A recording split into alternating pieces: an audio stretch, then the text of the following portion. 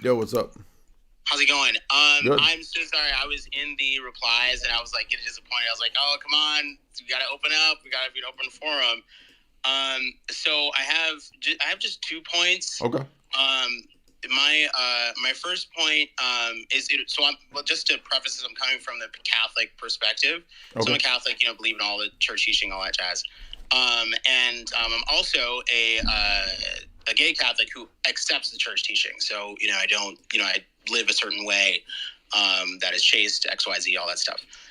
So the from the Catholic perspective, I would say that big disagreement here would be that the origin that I would say the origin of the Catholic understanding of the universal and immediate authority of the Pope. The origin or base of it is what we would say is directly from Christ when he gave Peter the keys of the kingdom and gave him the powers of binding and loosing, universally, just specifically to him alone. And then he also gave the power of binding and loosing to all of the apostles together with Peter. Mm-hmm.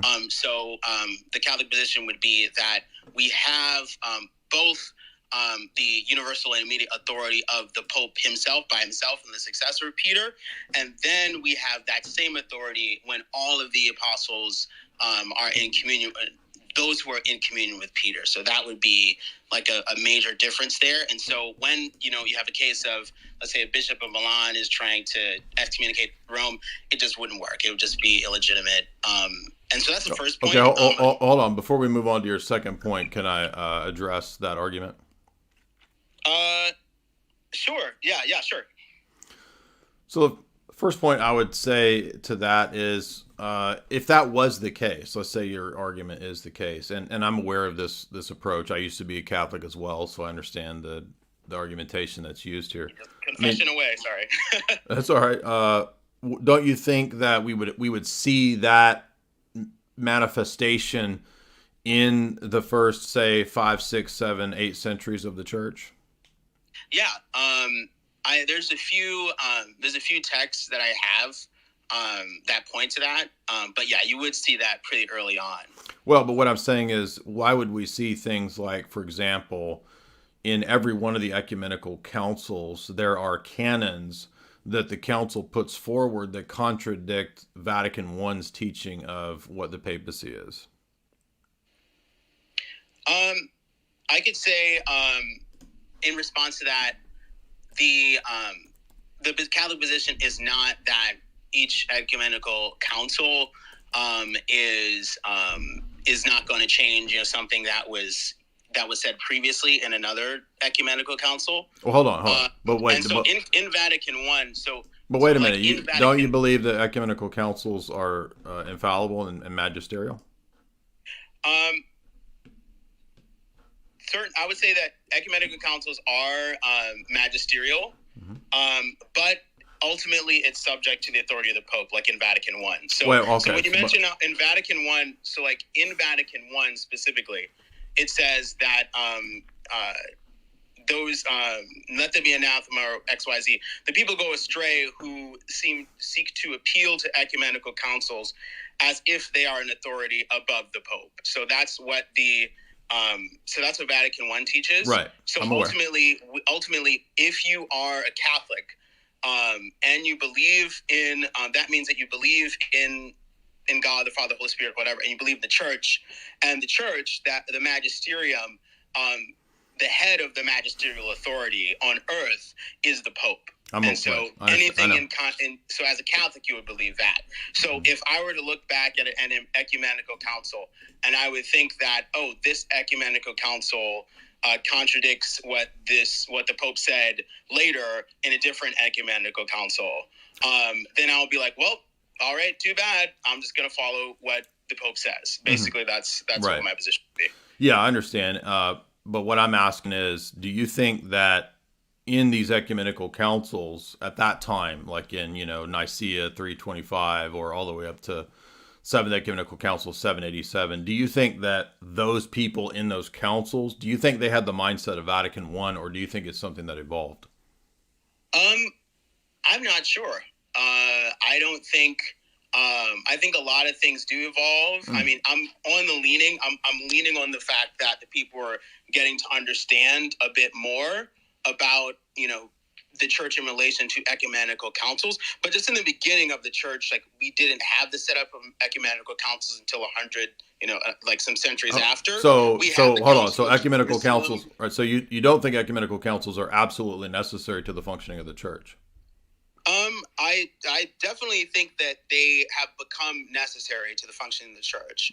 But in the beginning of the church, we had the Council of Jerusalem in Acts 15, but that was like centuries before the first ecumenical council. Right. So how did it? Yeah. So let's say we're existing in the year 300, right? I'm a person in the year 300. There's no ecumenical councils. How do I know where the right church is? Do you think do I just go ask the Pope, or how does it work? Well, one of the things you would ask the Pope, you would speak to the bishop, a successor of the apostles.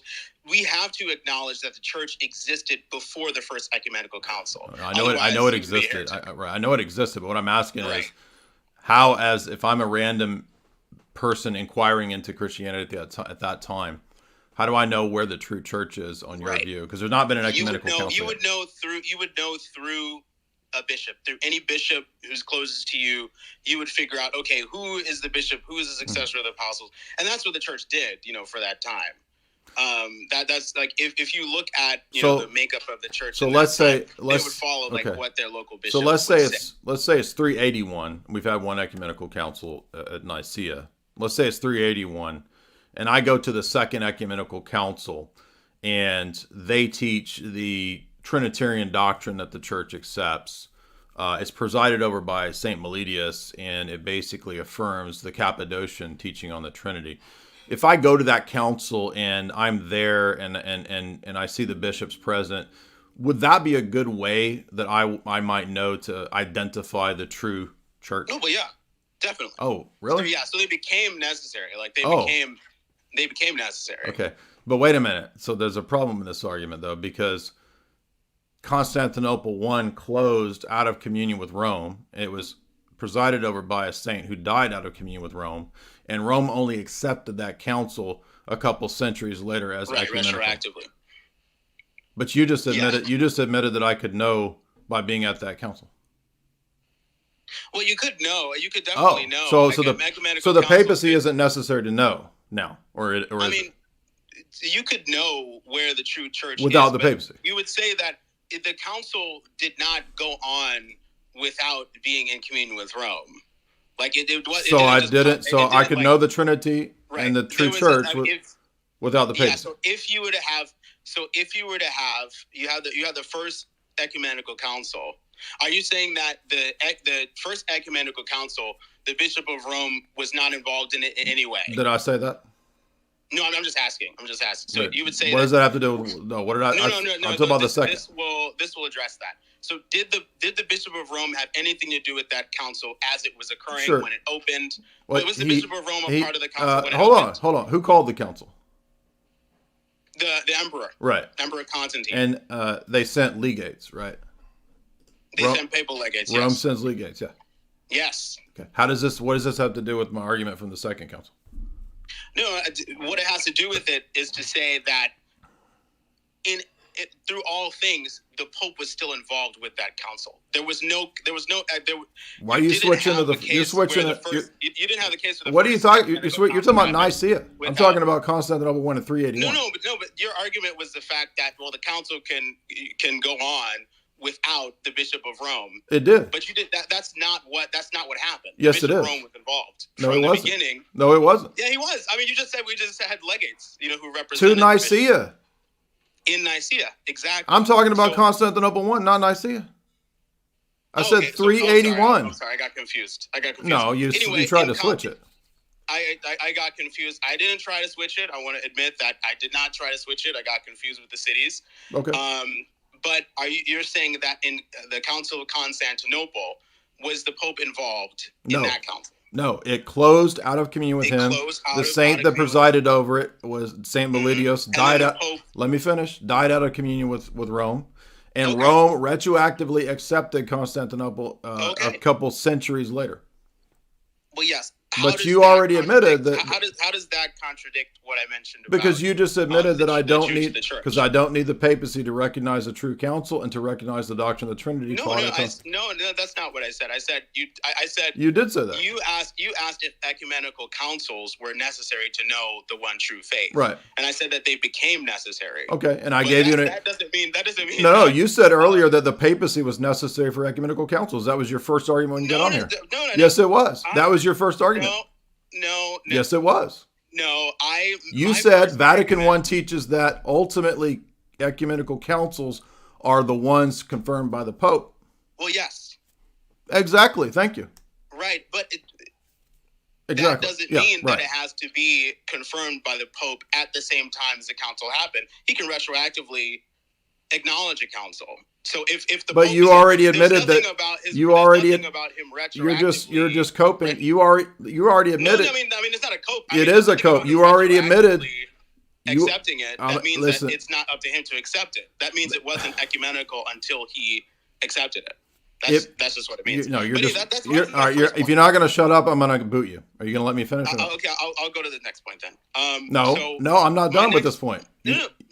I'm not done. So you don't want to stay here because this is devastating to you. No, I asked you if you don't hush, I'm going to boot you. I asked you if I could know the true church and the true faith at Constantinople I in 381, and you said yes because it's an ecumenical council. Then you revised all that to say, well, it's not an ecumenical council until the Pope affirms it. But I'm making a different point. Do you think that Constantinople I thought they were doing an ecumenical council?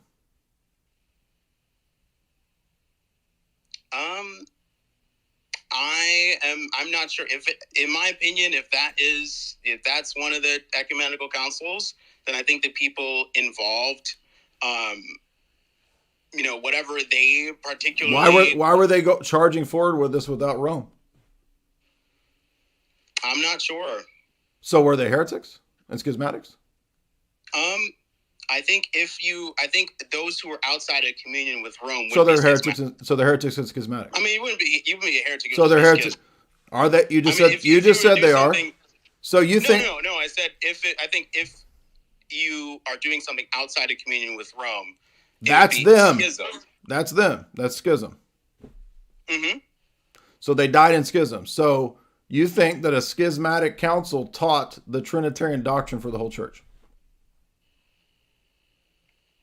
I think that if somebody did the council purposefully in schism, they were in schism. They died out of communion with Rome. Saint Meletius. If it was later recognized as true and ecumenical, then it was just ecumenical. So you get your doctrine from a schismatic council. So you think that schismatics provide you with the Trinitarian doctrine of the church? Yeah. Oh. Yeah. How is that sensible with anything in the Roman Catholic system?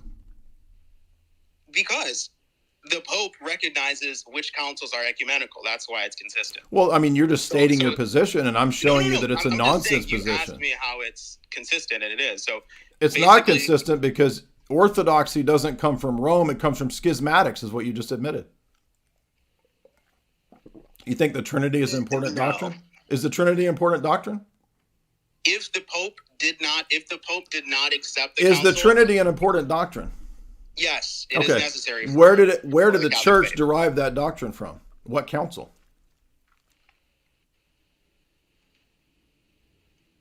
What council did they derive the doctrine of the Trinity from? I don't know which council. Defined that particular. Yeah, dishonesty, because we've just been sitting here talking to. No, dishonesty, because we just went through the council, Constantinople 381.